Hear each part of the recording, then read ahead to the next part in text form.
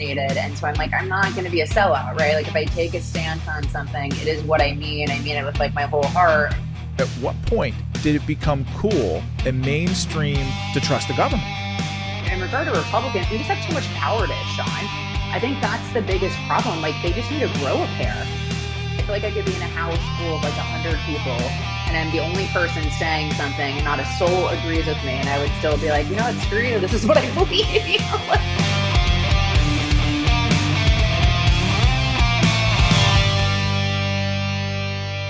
Hey, Lisa. Thank you Hi, for thanks for joining Battleground. I'm super excited about having you on the show. Lisa, of course, you are a Fox News contributor, and I saw you hosting Fox and Friends recently, and you're the host of an incredible podcast called The Truth. And I'm thankful and grateful for the time that you've given us today. Welcome. Well, thank you. And I've had you on my podcast, which you were so awesome. And and I think what you'll discover with the podcast is when you're done talking to someone, it's kind of like stepbrothers where you're like, did we just become best friends? You know, you sort of get a sense of, you know, the person, and you kind of feel like you've sort of built this camaraderie and like friendship with someone.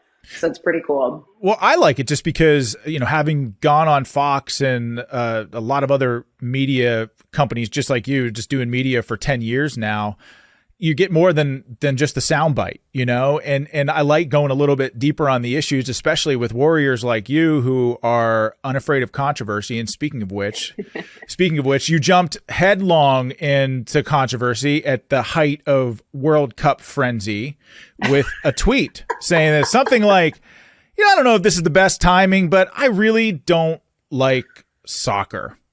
And then, of course, the conversation started. Well, so backstory is that I just co-hosted in New York for not for Fox and Friends, for the big show, the 5 p.m. show on Saturday and Sunday. My flight was delayed. So I was supposed to leave at 8:30 and I didn't we didn't even take off till 10. So I'm like, what do I do? So I went and like had a glass of wine, and I'm just like sitting there and I'm seeing all these videos on Instagram and all these people pretending like they like soccer. And so I'm like, I really don't like all these people. You never see their Instagram with anything of soccer. And then I know it's the World Cup, whatever, but then everyone tries to pretend like they love soccer. And so I'm thinking to myself, I'm like, do people actually like it, or are they just like want to be part of like, you know what I mean? Like they just want to fit in and be part of this broader thing. So I was like, screw it, I'm going in. And so I just tweeted, and I was like, you know, I don't really like soccer. I'm sorry. Like maybe not the best timing, but yeah. I'm not going to pretend. I'm not going to pretend, Sean. This is what I like about you. And is like, here's the thing about soccer. Like, so both of my boys played soccer when they were little, and I liked watching them play when they were small because I like watching my kids excel at things that they care about. Right. But what drives me crazy about World Cup soccer is sort of like the soccer virtue signaling that I think, if you logged onto Facebook or onto Twitter or onto Instagram, you saw people talking about the World Cup, but I half wondered, do they really know anything about soccer, or are they just bandwagon World Cup fans? Number one. Well, and number two, I can't stand all the faking. It's like every time you turn around, a soccer player is falling to the ground and grabbing their shin and trying to get a penalty to have the other player yellow carded or red carded or kicked out of the game. Like, I don't like that. I can't stand that. And by the way, if a game ends in 0-0 and I've been watching for 3 hours, I kind of feel like my time's been a little bit wasted. Well, and like I played soccer growing up. I played competitively. I was in travel soccer. I played a bunch of sports growing up. I have 3 brothers, so I kind of was quasi tomboy and, you know, loved to play sports and don't mind getting dirty and like rolling around the mud or whatever. But I always had a bow in my hair and like a pink or purple dress. So weird mixture of things. In today's society, like, you know, the schools would be telling me I'm a boy or something. But, anyways, so the point about soccer, yeah, totally. It's like, I don't think that most of these people even like it. And I don't enjoy watching it, to be perfectly honest. And it's also just sort of lame. You're just like running up and down the soccer field. I don't know. I like football. Like people are getting tackled. Even like lacrosse, which I played, I feel like you get, beat up a little bit more. It just sort of seems like maybe a fragile sport. I was just going to ask you about that, because so much of who you've become publicly is this sort of, national media figure and now podcaster, as I mentioned earlier on in the show. But you're an athlete, you played lacrosse. How did you get into that? How did you sort of choose jumping into lacrosse? Because right now, like I've got a blended family, and I've got 3 daughters, and I think because they're all trying to figure out and navigate their way through life and try to figure out what sports or extracurriculars they're gonna play. And I always sort of I've gently suggested lacrosse because I think it's a great sport. And I played ice hockey my whole life. So it's sort of similar to ice hockey in a lot of ways. But I wanted to ask you about that. How did you get into lacrosse in the first place? Well, so funny story. When I first, like my parents first had me play sports when I was like a teeny tater tot. And like for whatever reason, I would be like more interested in my hair and like, I'd go up to the sidelines. My dad would be like recording. I'm like, how's my point? You know what I mean? And then for whatever reason, it just like clicked in me and I became like an animal out there and like sports. I don't know why. Like, I don't know what like happened or like what triggered it. And then I was like the one, trying to like score goals and like, just being super aggressive. And then like they put me, like I had to play with boys and like gym school because I like wanted to like actually win and like, got really competitive with it and stuff. But I think one thing that was cool that my parents did was that they just had us try everything. Like they had us try ballet or not, I have 3 brothers, but they had me try to, ballet, dance, soccer, lacrosse. So they just had us try everything to figure out what we liked. And so I think that's really cool that they did that. And some way along the lines, I didn't play lacrosse until high school. Or no, was that, I don't think I started playing lacrosse till high school, to be honest. I'm trying to think back, or was it in middle school? Anyways, I didn't start playing it till later, and it just clicked for me. I don't know. I just really enjoyed it, and I also played field hockey in high school. Played basketball briefly, and then I was just too short, so well, it didn't work. I think it's so that competition, that intensity. Clearly that's shaped part of who you've become in public life, because as I've watched you sort of grow in your platform and in your public platform, you don't shy away from hot button issues. You don't shy away from a fight. And that's something that I've admired about you since the very beginning, since you sort of jumped onto the scene. Do you think that playing sports growing up, specifically something like lacrosse and a sport like field hockey, do you think that that's part of the reason why you are who you are in the political arena? Yeah, I think to agree, all these things I think kind of shape who we are, right? Like I also grew up with 3 brothers. I grew up with parents who allowed me to question authority and question things and sort of encourage that sort of behavior of me wanting to get to the bottom of things or asking questions or challenging me or debating me. And so I think grew up in like a kind of competitive environment, or, getting beat up by my older brother, kind of makes you, tough, right? And then not to be afraid to be in the arena. And then, on top of all that, Sean, we just live in the craziest of times. And I think for me, something so really true. kicked in during Kavanaugh and just seeing this innocent guy slandered. And ever since then, I think there's just been something that has kind of been awakened in me. And then with COVID as well, of just seeing so much things that are wrong and feeling like it's our duty and obligation to speak out and speak up.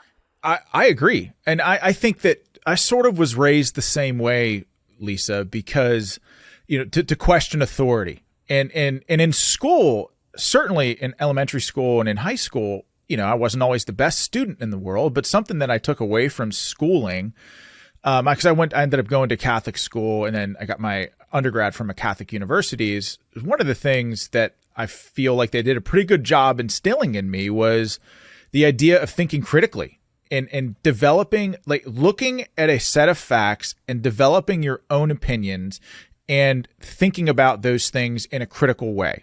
And I feel like in today's day and age, you talk about living in crazy times. Like I from Western Pennsylvania, born and raised here from Pittsburgh.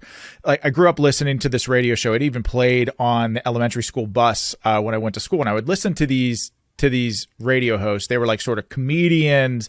They were rebels. They were braided into pop culture. They were funny. And I grew up sort of admiring them on the radio. They did impressions. They were great.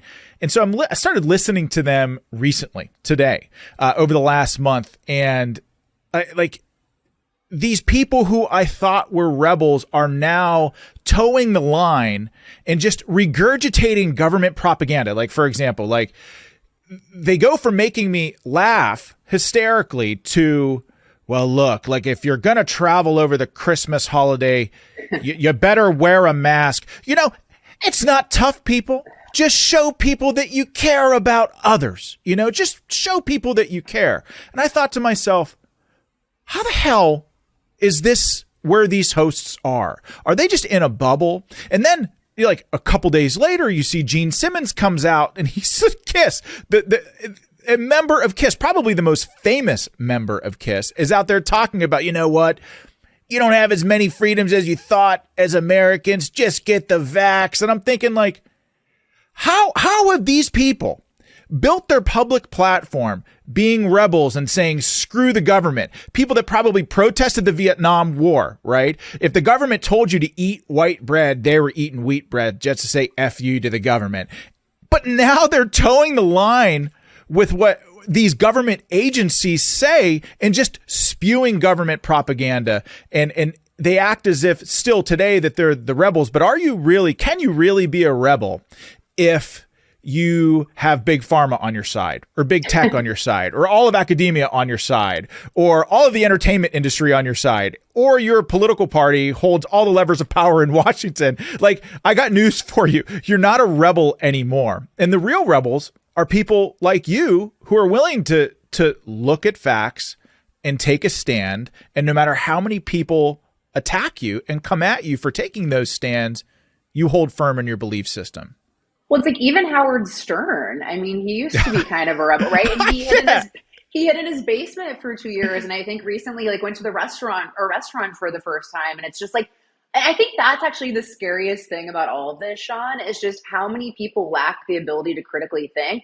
But I think it's intentional, because even if you look at the stuff that's happening in these schools, we're really seeing like the dumbing down of America, and and I think social media sort of reinforces this too, like this collective group think. And so people aren't really learning how to critically think, which, I mean, what does that mean for the future of the country, right? I mean, if we have a bunch of followers and we have a bunch of weak-minded people who all think they're victims and somehow they should be handed something and life should be easy, and they're so aggrieved even though they've lived, these perfect lives, it's like, what does that mean for the success of America? I agree completely. And when you look at, the Twitter files, right? in Elon Musk and his takeover of Twitter, and the sort of slow rolling of all of this information about Twitter colluding with the FBI to censor Americans in the lead up to the 2020 election. And what it looks like happened was the FBI paying Twitter with American taxpayer dollars to then have Twitter turn around and censor Americans. And what it does is create, in people like me who were just starting out, a podcast, like looking at the YouTube rules and regulations for the things I'm allowed to talk about and the things that I'm not allowed to talk about. And I think to myself, how the hell are we here at this point in time in America where we can't talk about certain things without being banned, censored, deplatformed, whatever? You talked about living at crazy times. I also think that everything that we hold dear, Lisa, is just so balanced on a knife's edge right now, to where. Well, yeah. No, go ahead. Go ahead. No, I was going to say, well, I think that's why I was so passionate during COVID, speaking up out of all of this, because I was thinking to myself, are we still a free country when you've got the government telling you can't leave your house, you can't go to church, you can't worship, like only certain people are allowed to exercise their First Amendment rights. If you want to go riot in the streets in the name of, George Floyd, that's fine. But you want to go to church, like, God forbid, stay home, right? And then also just trying to force people to get a vaccine that now we know is not even safe. The entire time I was just thinking to myself, like, are we still even a free country? And what are we becoming, right? And so I think that to me was the biggest driver of wanting to speak out and all of it. And then also just really early on in it, I read an op-ed from Dr. John Ioannidis of Stanford. He's a world-renowned epidemiologist who is known for debunking bad research. And at the very beginning, he was like, basically, COVID is not as deadly as we think it is. And we're making all these terrible decisions based off of faulty data. And I used to be a vice president of a polling firm, so I like data. It interests me. And so reading his column, he sort of just completely changed my mindset from then on of realizing that essentially everything we were being told was a lie. And then even looking at vaccines, the government has spent so much money paying all these entities, whether it's the media or whatever, to push the vaccine and to tell us that it's safe, and no one has questioned it. So I think people are pretty fair to not really believe much of what we're told these days at all. Yeah, and I think people like Fauci have done such incredible damage to institutions that were once trusted in America, like the NIH and the CDC. And come to find out that Fauci, not only has he been spewing information that was just flat out wrong, because if you remember at the beginning of this thing, there were emails that leaked from Dr. Fauci saying that, masks, like they really aren't that effective, to now, like a week later saying that everybody should wear their mask. Even little things like that, him saying those things have caused such tremendous damage to, like I said, institutions that were once valued and trusted in this country. And you look at what the New York Times is even doing now. Like, you've seen the buzzword now, the New York Times, CBS, ABC, NBC, the triple-demic. So just as we're coming out of COVID and it looks like the craziness is over, we seem to be sort of backsliding into where we were a year ago, where the triple-demic now, they're pushing RSV, the flu, which is, of course, taking a vacation for 2 years, and now COVID pushing this. And if you look at even in Philadelphia, Lisa, where Philadelphia schools have preemptively gone back to universal masking for children, despite all of the evidence to the contrary about the detrimental social effects of masking on speech development and cognition and barriers to learning for small children in school. Philadelphia's schools, in the face of all the empirical evidence to the contrary, have forced masks back on children going to school, despite the fact that Philadelphia Eagles are playing football games there every Sunday with 60,000 people there without a mask. It absolutely makes no sense. And people like Fauci and these bureaucrats who forced this fear porn on Americans, my hope is that when Republicans take control of the House in January, that there'll be hearings, that people will be held accountable. And where are you on that? Do you have any faith that the new Republican majority in the House will follow through with those promises? I think they'll investigate, but then, what recourse is going to happen? What actual punishment will happen, right? Because we don't have the Department of Justice, and we know that Merrick Garland is not going to give us the assist like he's given the January 6th committee and enforcing, you know what I mean? So it's like, yeah. I don't think anything's necessarily going to happen, which is sad. But, if you really look at it, even though none of this makes sense, if you're a critical thinker and you actually care about what the data shows and the underlying reasons behind all this, the objective is control.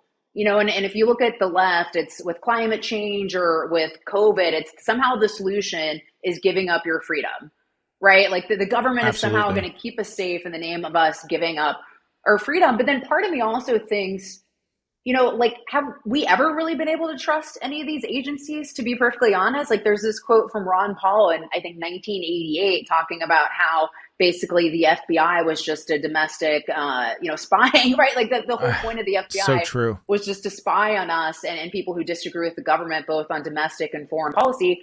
And then he was talking about how Woodrow Wilson used the FBI to spy on Americans during the First World War and arrest people. And then you can go back to, I think, 1917, which the Espionage Act was passed. And that was the first domestic nationwide surveillance law that allowed for wiretapping as well. So, I mean, part of me kind of thinks, like, are we just finding out more? And like, really, have we ever been able to trust our own government? Or really, have we ever been as free as we have thought we have? Is it really just sort of an illusion, like this manufactured illusion? So, I don't know if that's like too whatever, but like, these are just some of the things I've really been thinking about recently. Well, that's like, look, in the 1960s for the Vietnam War, I mentioned it earlier, but that's the anti-war protests were born out of people not trusting the government. And look, I'm with you. I'm with you completely. Like, at what point in the last 50 or 60 years, right? Maybe it happened recently, Lisa, but at what point did it become cool, a mainstream position, to trust the government? I don't know. I mean, I admittedly had more faith until, recently, and then COVID just completely eroded. I mean, you saw under Obama how he used the government to spy on, well, one, Trump, right, with the FBI and the DOJ. Absolutely. Heading into the 2016 election. But even before that, spying on reporters, spying on the Senate Intelligence Committee. So I think the Obama years really eroded my trust in government, and then it's just gotten exponentially worse, or at least what we know, right? I'm sure if you do a thorough look back, as we just had some discussion, probably should have never been able to, never really trusted the government. Right. But what's really crazy too, if you think about the 2016 stuff, right? Like, all we heard was Russia, Russia, Russia. Russia's trying to steal the election. And what it turns out to be is obviously a manufactured hit job from the FBI, the DOJ, and the left on Trump. Also, though, and more importantly, what we're finding out now is a pretext to surveil and spy on Americans, and then also to use that to rig future elections, as they did with the FBI going to Twitter and Facebook and being like, hey, we have to be really concerned about Russia. Give us all this authority and all this power that we don't deserve to have. Let us violate Americans' First Amendment rights in the name of somehow protecting us against something that never happened, that was completely manufactured by the government in the first place. So, kind of wild.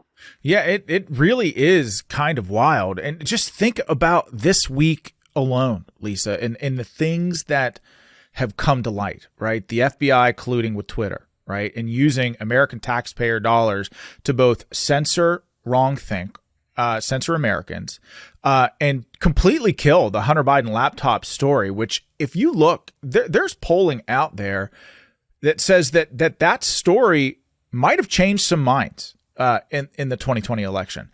The other thing that came to light was the DOJ spying on the Nunes staffers as they tried to expose what eventually became known as the Russia hoax.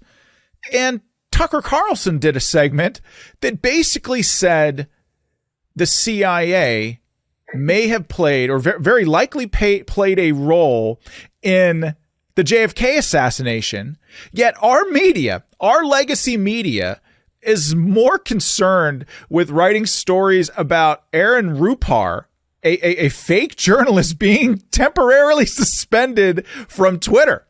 Like, how is this the world that we live in today? Somehow, like, everyone has got, I don't know if it's the schools or what it is, but like, everyone is so programmed to not challenge and question authority anymore, and to not think critically. And I think, like, this is the one thing that really worries me a lot is, look, the First Amendment was the first for a reason, right? You look at communist nations, authoritarian nations, what they do is when they take over, they control the media so that they can push propaganda and that they're unchallenged. And they also control and censor the internet. And, you look at what's happening in America right now, and like, how is our media really that much different, right? When do they actually challenge authority or challenge the left? They're essentially a propaganda machine. I mean, they're not really, it's not like they're exposing daylight or trying to reach any sort of transparency, with the exception of, Fox and some of these other places. But by and large, they don't care. And then you look at the censorship of the internet during COVID, especially, or even with the Hunter Biden story, of going in and literally disallowing the sharing of a story, taking down the New York Post from Twitter. And it's like, I mean, it just, are we really that free? Or, are we as free as we've thought we have been? I don't know. Yeah. I don't think so. I mean, I agree. It's unbelievably concerning. And when you look at, just the Republicans, Lisa, Republicans over the last 30 or 40 years made just some critical mistakes. Now, of course, we've always been the party of low taxes and small government, but I think Republicans, where they failed was tackling the culture, getting involved in the cultural fight. I feel like our party, or the Republican Party, has ceded academia to the left entertainment to the left. Even to a certain extent, now we're seeing politics bleed into religion. We disengaged on all those fronts.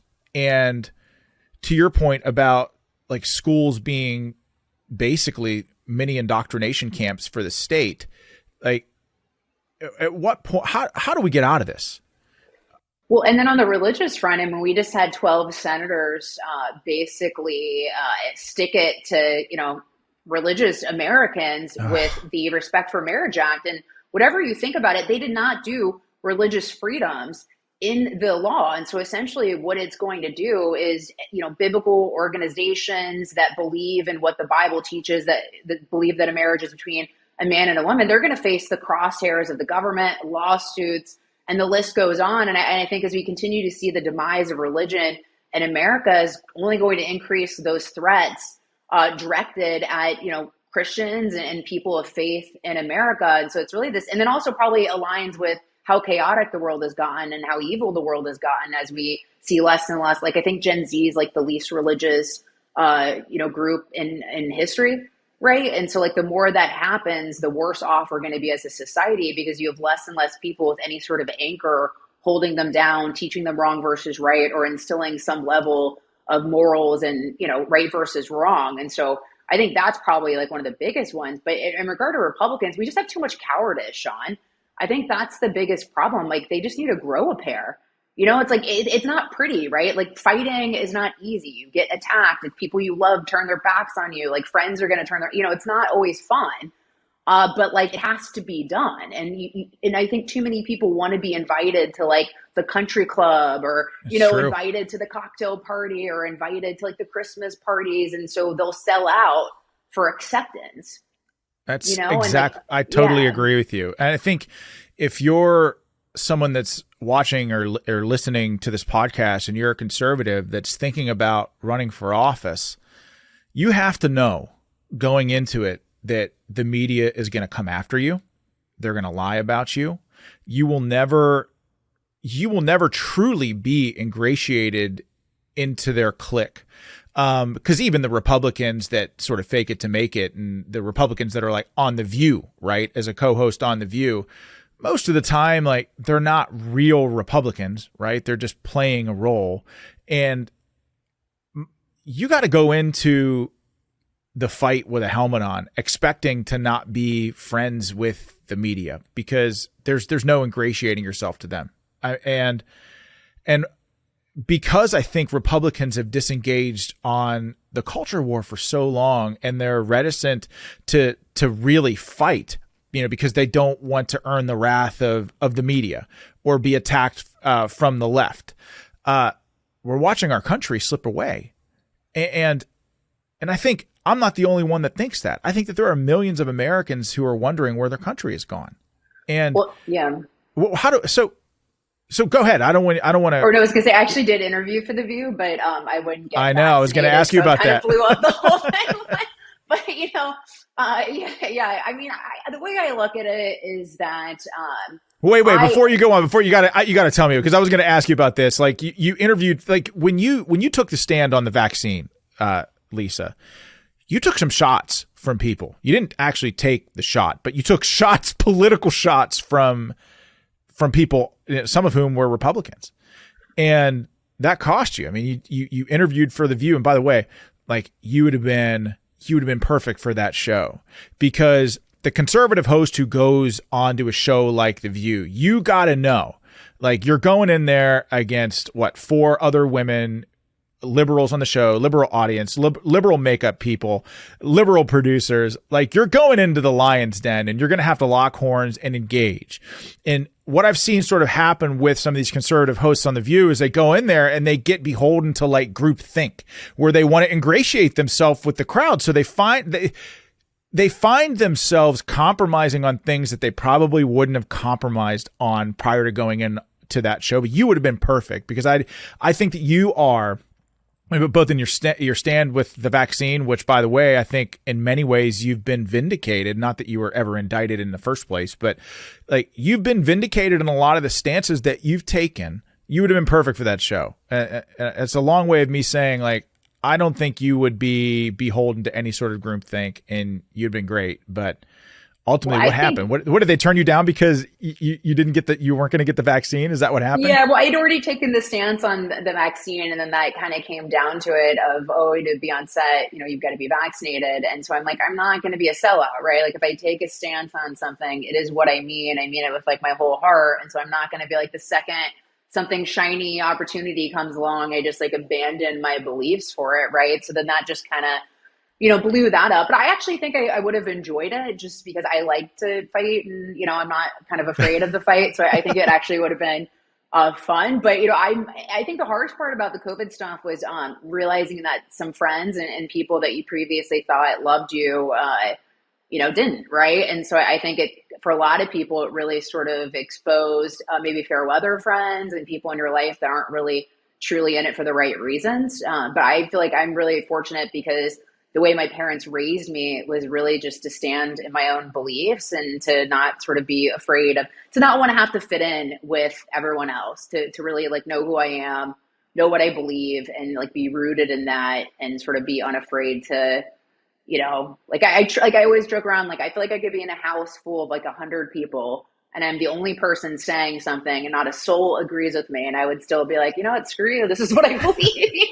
Like, I I'm not changing my opinion. So, I guess I'll leave, but like I would still, stand firm in what I believe. So when you say your parents, I mean, obviously you said you've got what, 3 brothers, you said, and you said your yeah. parents raised you. Like, where does that strength or that stubbornness come from?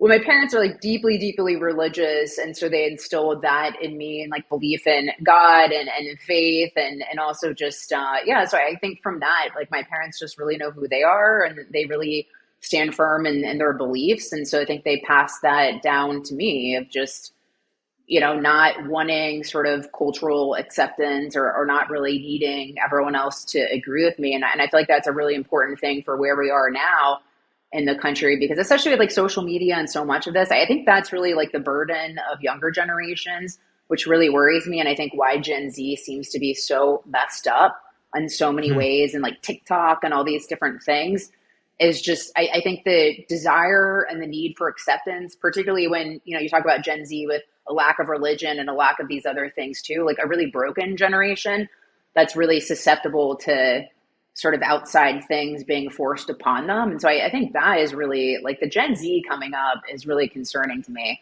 Me too. I mean, especially you talk about TikTok, basically, I mean, outside, aside the national security issues aside, I mean, it's basically Chinese spyware where they have not just access to, you on the app, but your keystrokes, your passwords, your phone.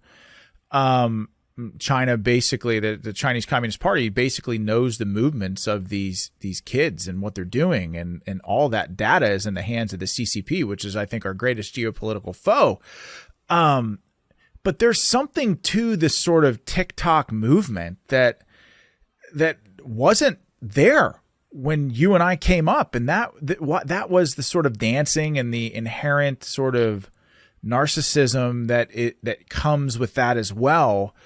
That can be like almost too much focus on oneself while everything else falls apart around them, that's concerning as well.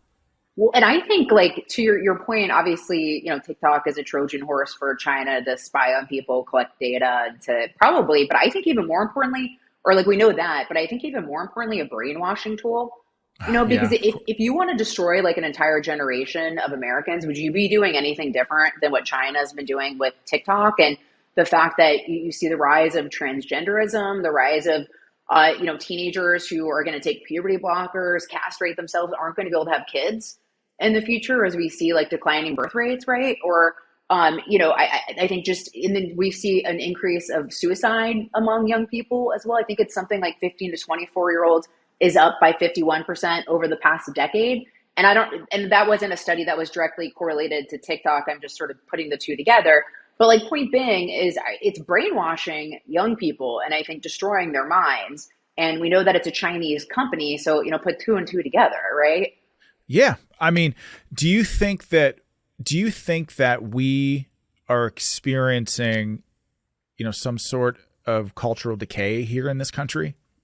Yeah, 100%. And look, like I'm not a perfect person by any stretch of the imagination, but like I just there seems to be a lack of understanding between wrong versus right. And I feel like even like it seems like back in the day, even though there was obviously disagreement among politics and what have you, and obviously differences of opinion, but like, there seemed to have at least been more clear lines between what is right as a society and what is wrong as a society. And to me, it just seems like it's all gray area now, right? And like there isn't this wrong versus right. And I think like the, drag queen with the kids and the transgender stuff really illuminates that. And then even forcing vaccines on children, it's like, Yeah, what are we it's doing? crazy. Yeah. Or like abortion, supporting abortion up until the moment of birth now. And it's like, I just like, do we have any regard for like protecting children, or are there any blurred line? I mean, or is there any like black and white anymore? Or is it all I'm, just this gray, I mean, look, blurry territory? yeah, you're talking about, I think, what was sort of born out of academia, the whole concept of moral relativism.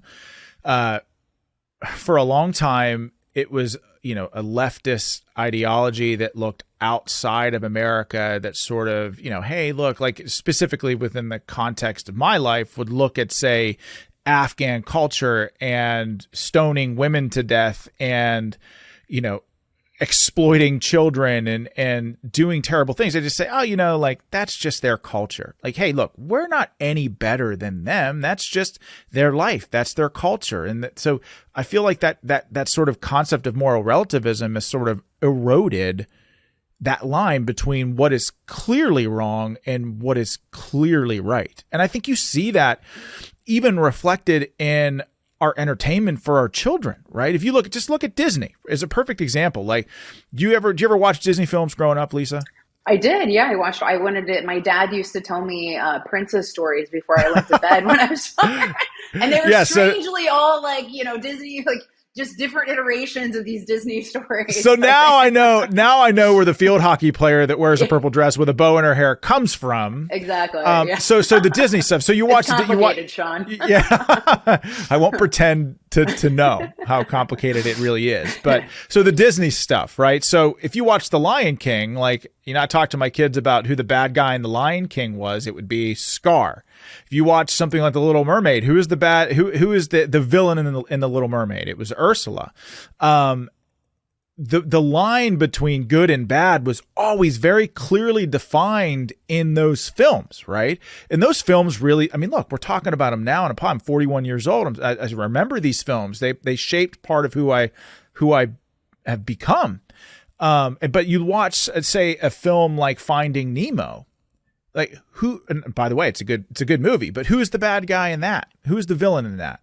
There is no villain in that. The villain is sort of the journey, right? And the things that Nemo's father and Nemo have to overcome along the way. I don't know how we got to talking about an in-depth analysis of Disney films. But my point is that like so much of you learn the lines. Children learn what's good and what's bad through entertainment. And now even that has been politicized. When you look at the thing, like how committed Disney has become to this woke garbage. And I think you see that reflected in their stock prices. I think if you invested in Disney 4 years ago, you've now lost money in the company, right? They've lost. And so, I'm worried about the next generation as well, because if you can't clearly define what is good and what is bad, what is right and what is wrong, then where the hell do you go as a country, not just as a person, but as a country?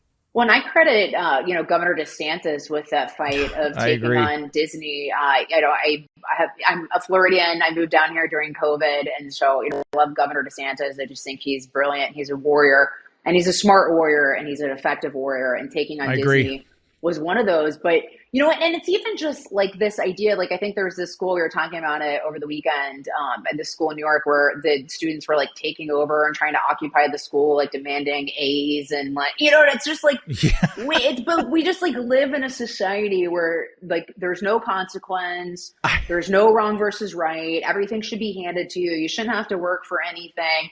And so it's like, where does all this head? Like, we're going to have a military that is going to lose a war. We're going to have surgeons who can't actually, perform surgery, like pilots who can't fly, right? Because at some point, like, there has to be a sifting through society. There has to be a wrong versus right. There has to be accountability. There has to be standards. Like, things cannot just be easy for everyone. Otherwise, you'll have a failing, faltering society. And so, in addition to like the moral decay, and then too, like, you even see erosion of the work ethic during COVID, where the government was basically like, we're going to pay you to stay home, and completely changed our work culture. I think really feeding into a lot of this other stuff we're talking about. And so it's just like, how long can a society be strong with all these different circumstances at the heart of it? Well, and then you add to that, like, all of the sort of cultural decay and the sort of straying from good versus evil, wrong versus right.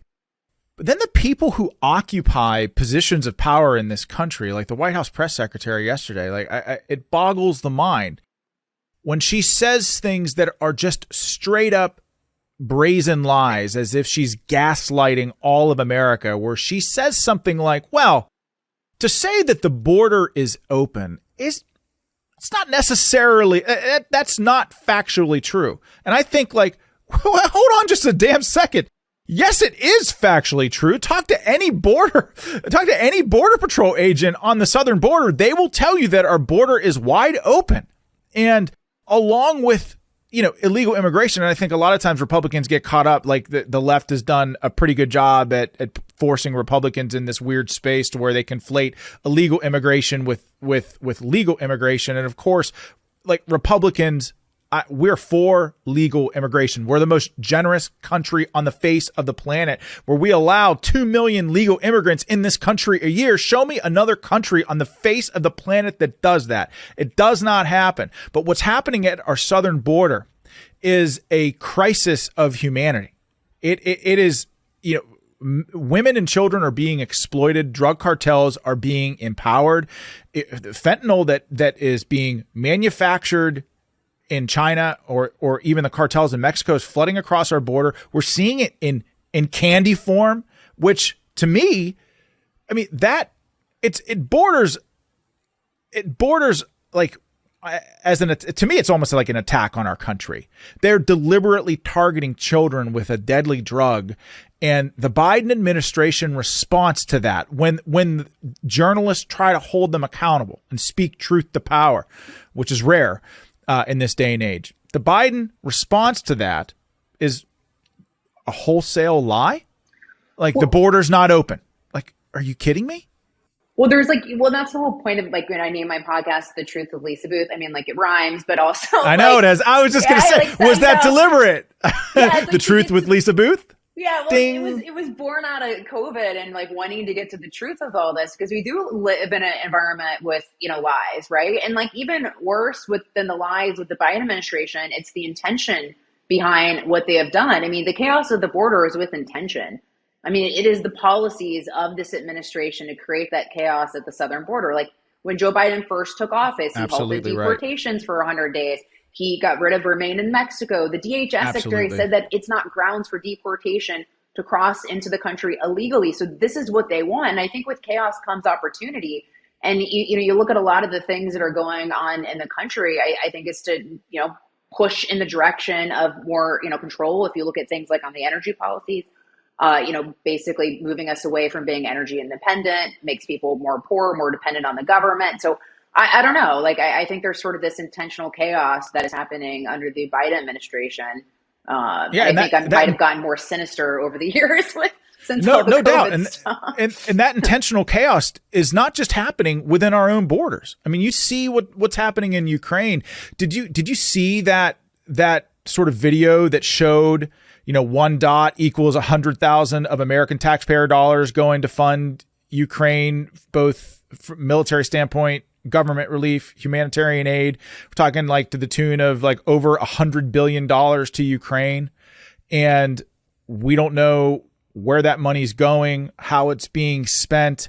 And watched a 60-minute segment, which I don't often do, but it came on after football and I was watching it. And clearly the segment was meant to sway public sentiment in support of the war in Ukraine. And it was about children caught in the middle, and having been in combat myself and seeing children caught in the middle, that is the worst part of the fight, hands down.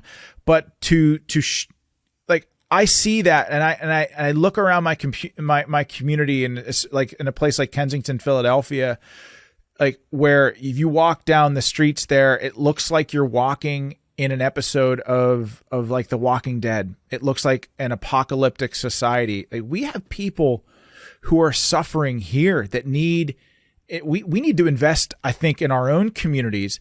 And I think the American people, like, why is this administration and why is the media trying to force this Ukraine narrative on the people here, Lisa? Like, what's your take on that? I don't know. I just obviously have questions with, one, we keep giving money, yet they can't track, some of the weapons, can't track and tell us how the money is being spent. You also have the fact that the Biden family has made money off of Ukraine in the past. Exactly.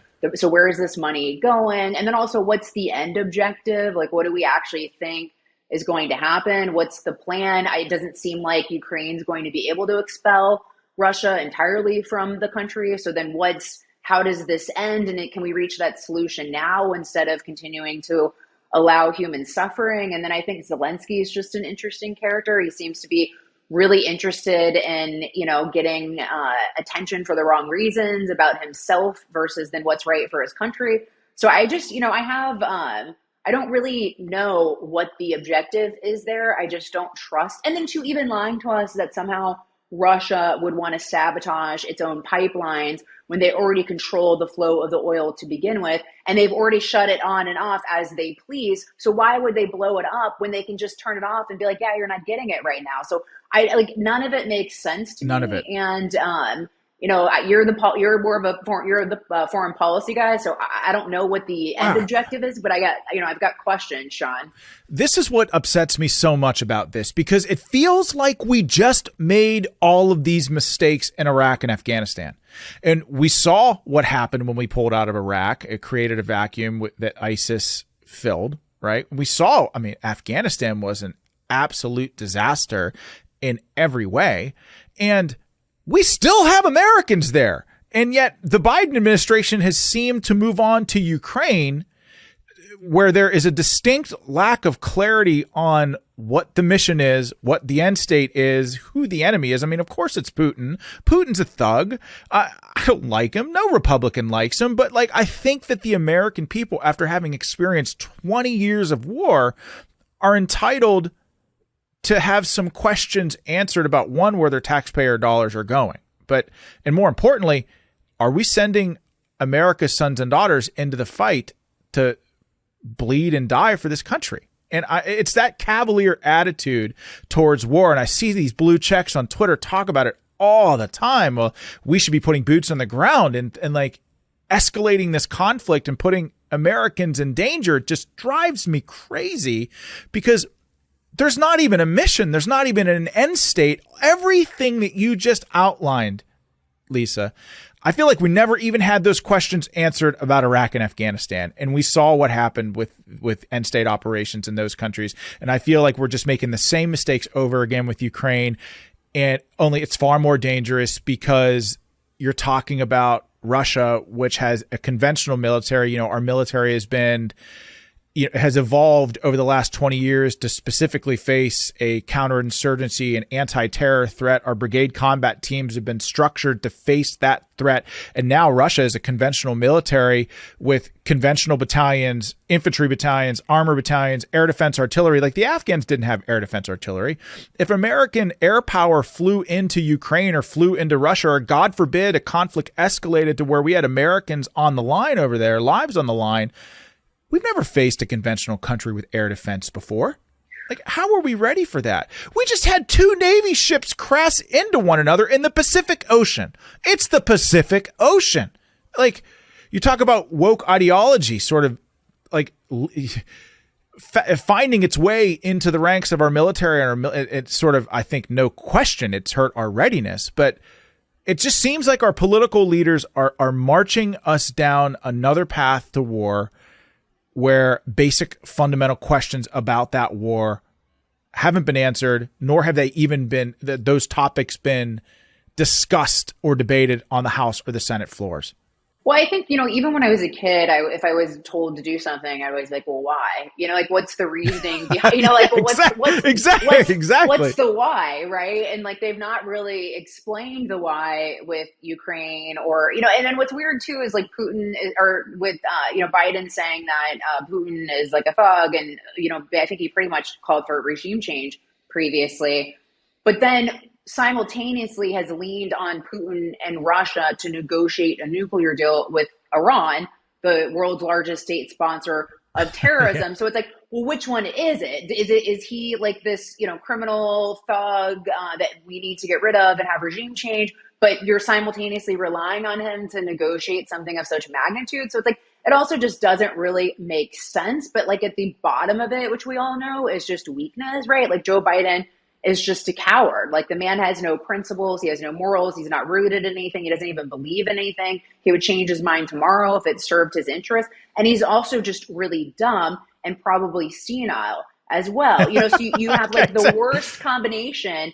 I And know. so, yeah, so like if you're like Putin didn't do this under Trump, like, Exactly. yeah. And like when you have weakness, it's like it creates chaos because why wouldn't people you're going to shoot your shot when you've got someone like him in office. Mm-hmm. So I have to ask you, and I don't want to keep you over time. But where does our country go from here?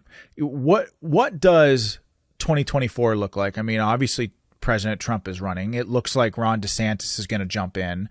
It looks like Mike Pompeo is going to run. It looks like there's going to be a knockdown, drag out Republican primary.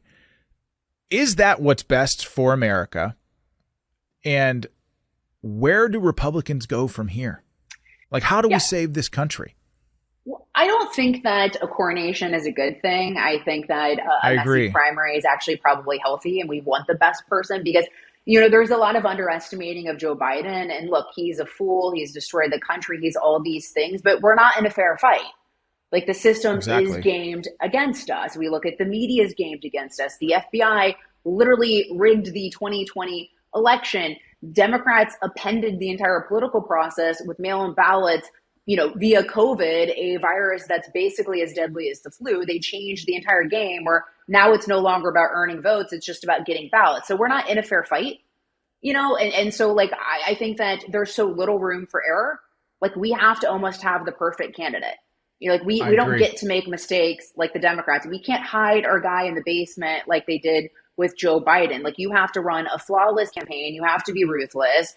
And, we need the best of the best. So I think a messy primary is healthy and we need it. And then in regard to the Republican Party as a whole, I just think like each American needs to realize that the country that we have loved, that we have known is, maybe changed forever, right? And so we got to hang on to what we have. And like our founding fathers were brilliant in the way that they devised the country or constitution, the checks and balances, First Amendment, giving us the ability to have guns, right? Like even with the Second Amendment. And so I think each American needs to like stand up for their beliefs and to fight their own fight, right? Within their communities, to try to change minds, to speak up when they see something that is wrong.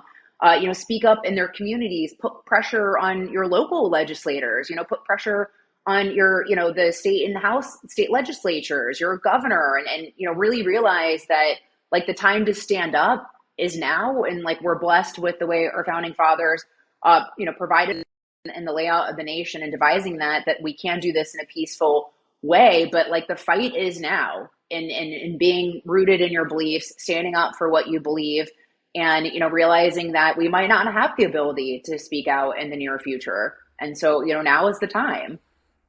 Damn, you have me fired up. The fight is now. The fight is now. I mean, you're exactly right. You can't stand on the sidelines anymore. And Lisa, thank you so much for joining me and being one of my first guests on this show. I mean, you're so smart. You're such a warrior. Keep being a warrior. If you're watching this podcast, or you're listening to this podcast, obviously watch Lisa on Fox. She's a mainstay there.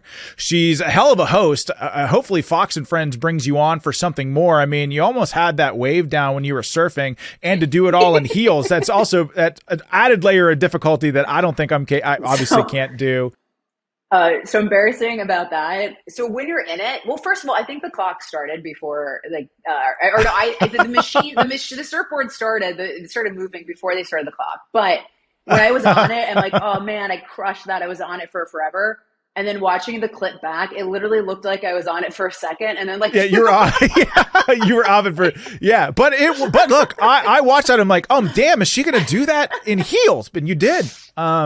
You but did. you're an American hero. So Sean, you are the reason why this country is free to the extent we are. And you are quite literally an American hero, willing to put your life on the line for this country. So, God bless you, man. You're the best. So I appreciate what you've done for this country. Well, you're welcome. You're worth it. This country's worth it. Yeah. Thank you for joining us, Lisa. God bless you. And God bless this great country that we get to call home. So and I hope your podcast is a massive success. So thanks, Lisa. Thank you. All right. Bye, everyone. Take care.